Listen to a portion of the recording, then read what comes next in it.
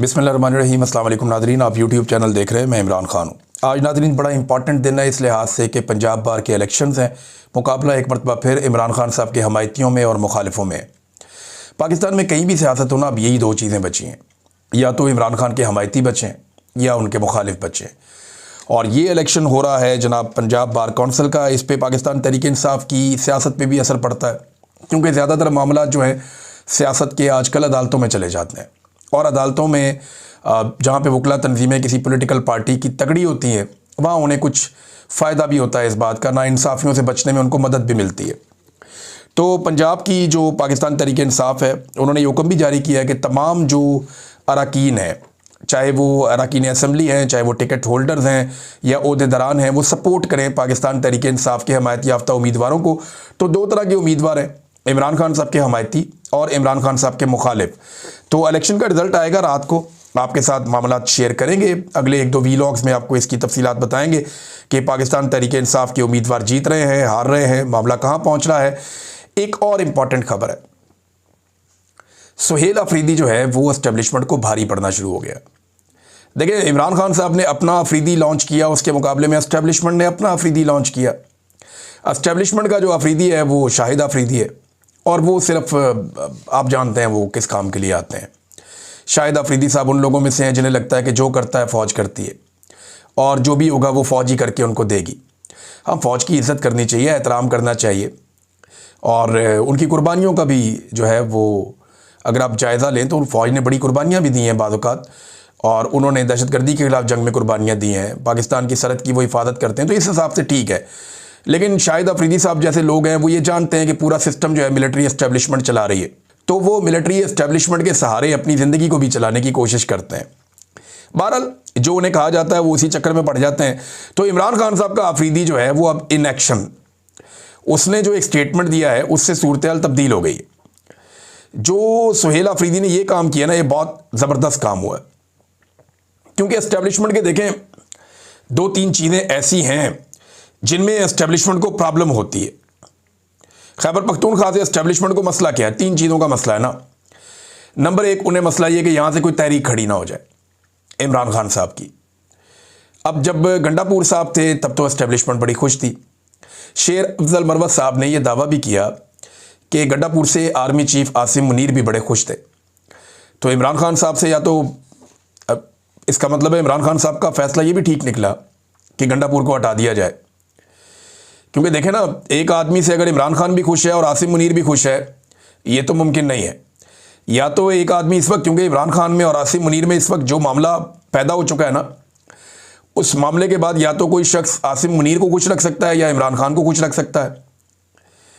लेकिन अली अमीन गंडापुर साहब की मौजूदगी में खैबर पख्तूनख्वा से एस्टेब्लिशमेंट को ठंडी हवा आती थी, इतना भी प्रॉब्लम होता नहीं था।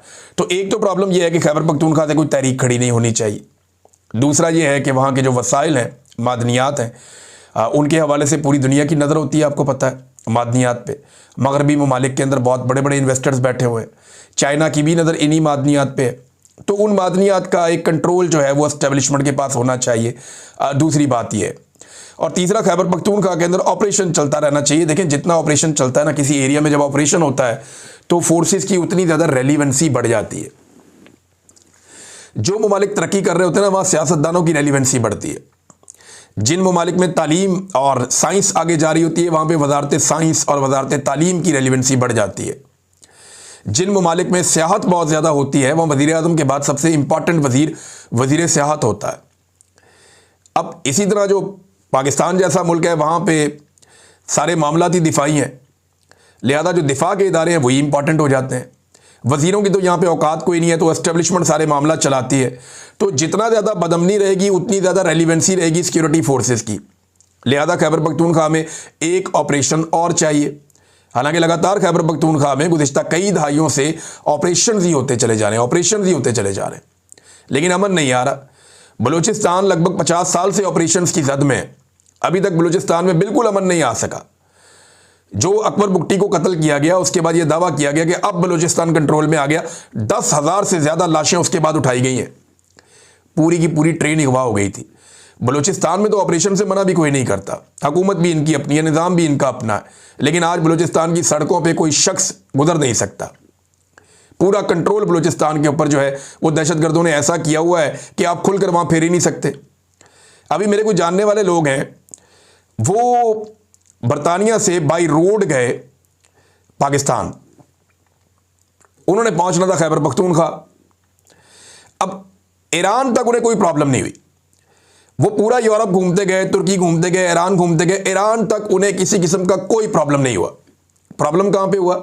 उन्हें 15-20 घंटे इंतज़ार करवा दिया वहाँ पे तफ्तान बॉर्डर के ऊपर कि जनाब जब तक सिक्योरिटी क्लियरेंस नहीं होगी, बंदे इकट्ठे नहीं होंगे, हम आगे पीछे गाड़ियाँ नहीं लगाएंगे, जब तक टाइम ठीक नहीं होगा, दिन का उजाला नहीं होगा, हम उस वक्त आपको लेकर जाएंगे, बेस्ट टाइम आप आने दें। तो जिस इलाके में इतने लंबे अरसे से कई दहाइयों से ऑपरेशन चल रहा है, वहाँ पे अगर ये हालात हैं तो फिर आप खैबर पख्तूनख्वा को ऐसा बनाना चाहते हैं, तो ऑपरेशन उनको वहाँ पे चाहिए। अब ऑपरेशन के हवाले से ये जो अभी किया ना सुहेल अफरीदी ने, इमरान खान वाले अफरीदी ने, ये कमाल काम किया। तमाम सियासी जमातों के कायदीन से टेलीफोनिक रब्ता किया सुहेल अफरीदी ने, मौलाना फजल रहमान से रब्ता किया, एमल वली खान से रब्ता किया, सराजुल हक से रब्ता किया, अमीर मुकाम, आफ्ताब शेरपाव और मोहम्मद अली बाचा समेत दीगर बहुत सारे लोगों से उन्होंने रब्ता किया और अमन व अमान की सूरत हाल पर इन सबके साथ बातचीत की। उन्होंने कहा जनाब इस पर कोई